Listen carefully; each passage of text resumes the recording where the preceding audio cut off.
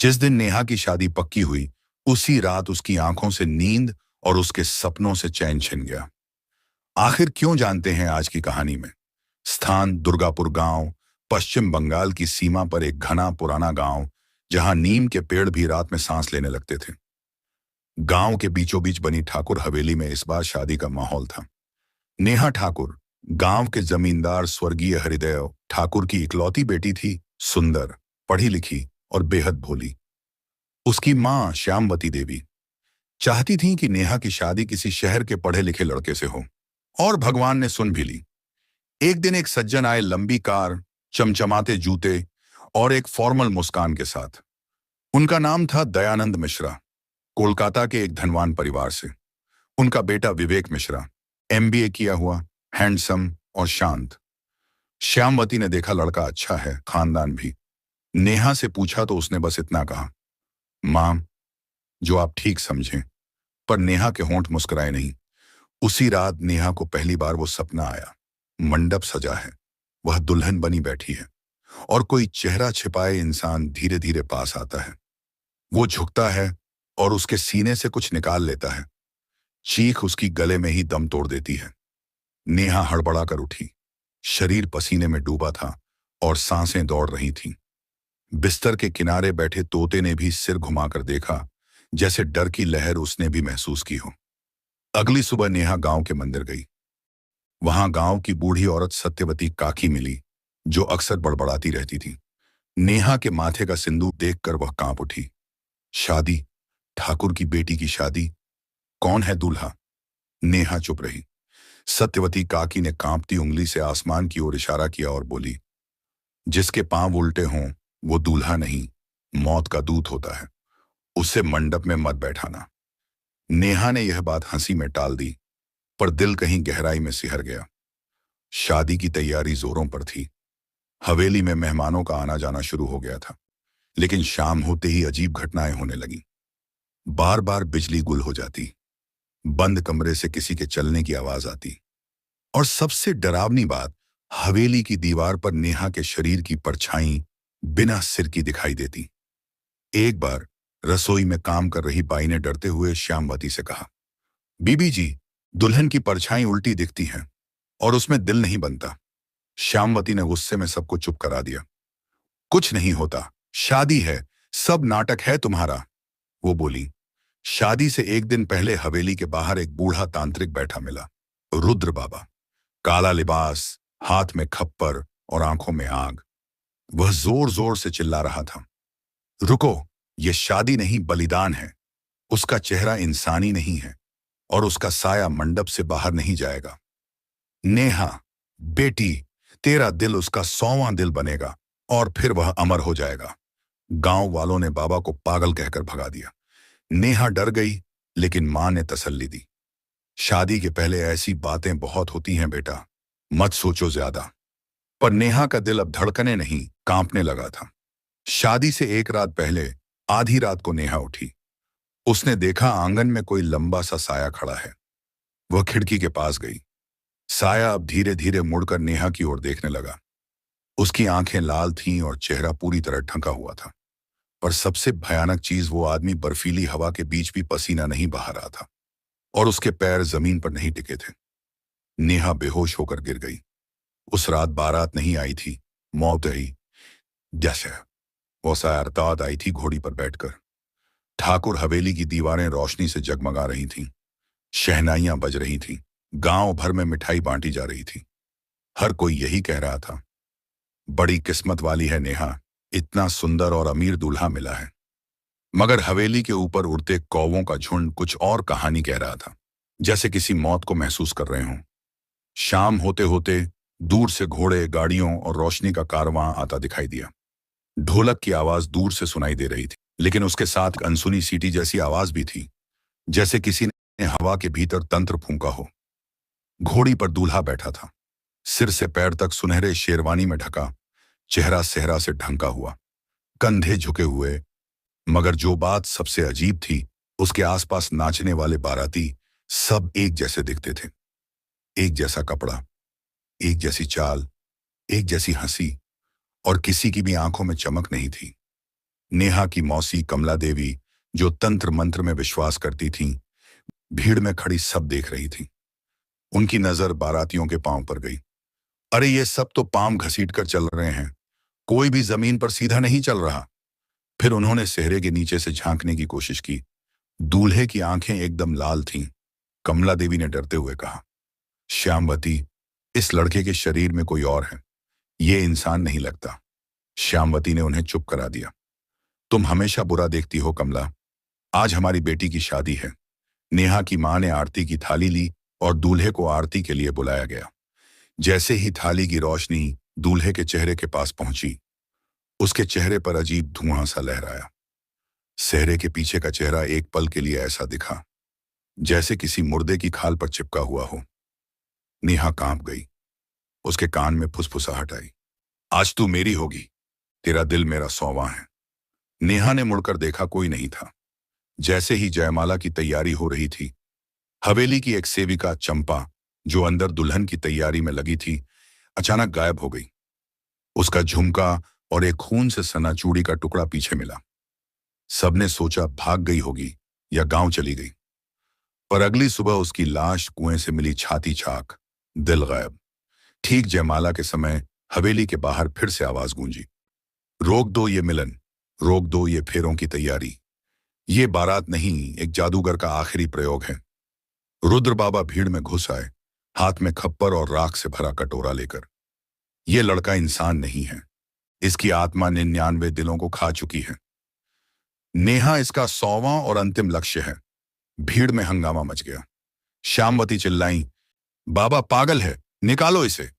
और तभी दूल्हे ने पहली बार मुस्कुराया। उसकी मुस्कान में मानो कोई चाकू छिपा था।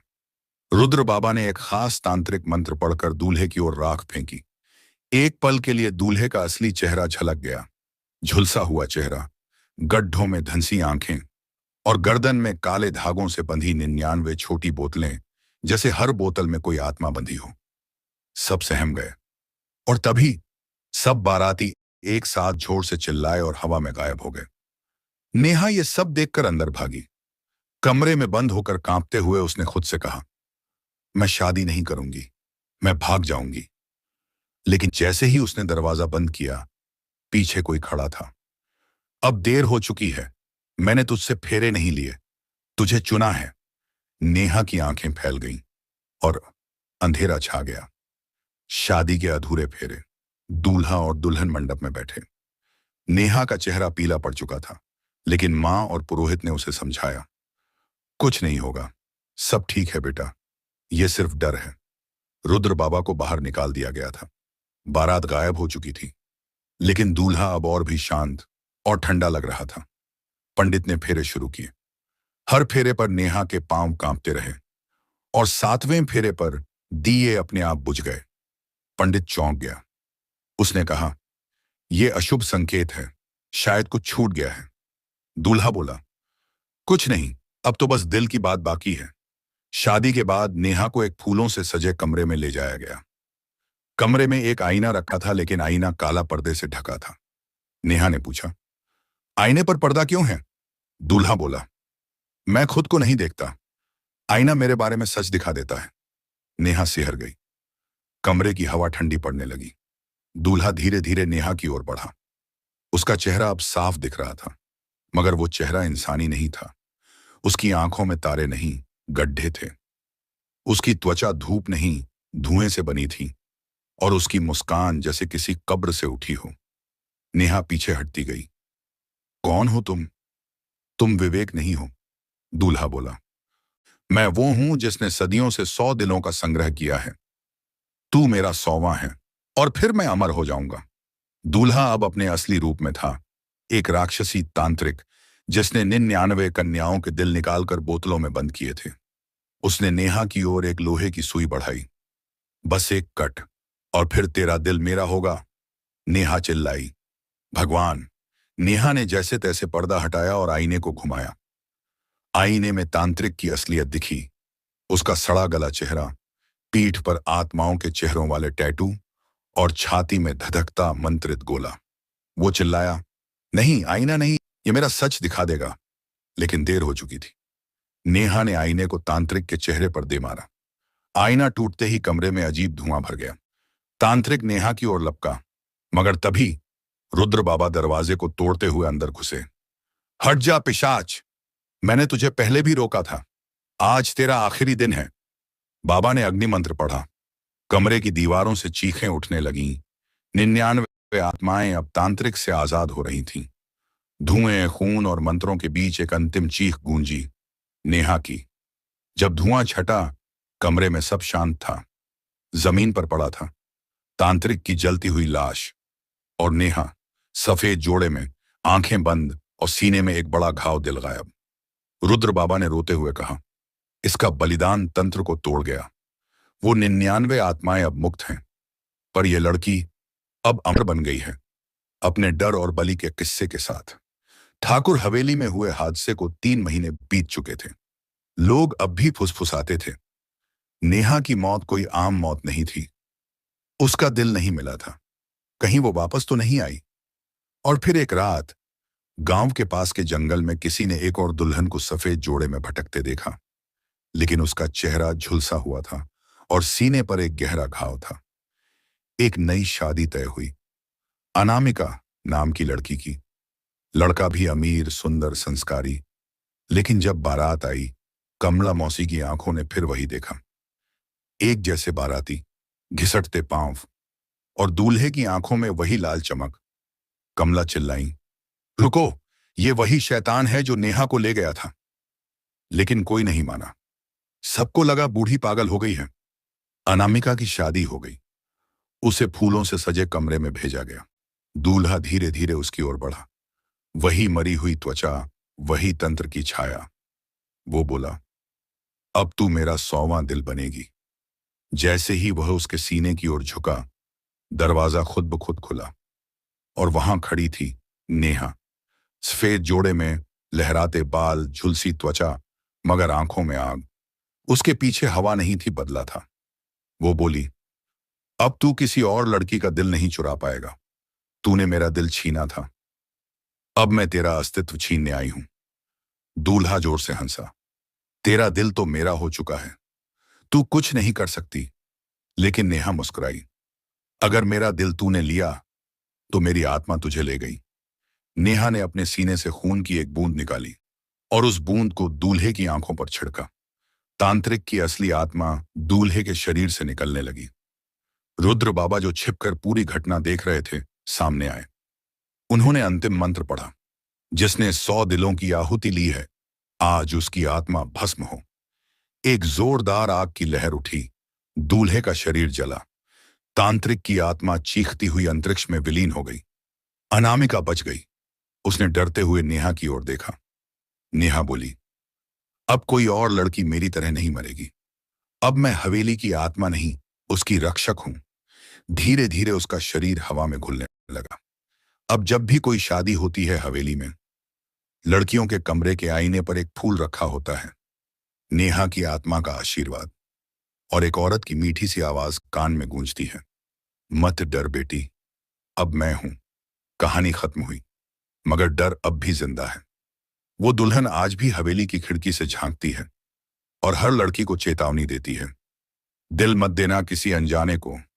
अगर नेहा की ये कहानी आपको रोंगटे खड़े कर गई, अगर इस डर और सस्पेंस ने आपकी रातें बेचैन कर दी, तो अब वक्त है हमें आपका प्यार दिखाने का। हमें सहयोग दें डर को जिंदा रखने में। सब्सक्राइब करें हमारे चैनल को, जहां हर दिन मिलती है एक नई, सच्ची लगने वाली, भयानक और रहस्यमयी कहानी। लाइक करें अगर नेहा की हिम्मत ने आपका दिल छुआ। शेयर करें इस कहानी को अपने दोस्तों और परिवार से, शायद कोई और भी उस दूल्हे जैसा हो। कमेंट करें और बताएं, क्या आपने कभी ऐसा कोई सपना देखा है जिसमें आपका दिल आपके ही सामने धड़क रहा हो?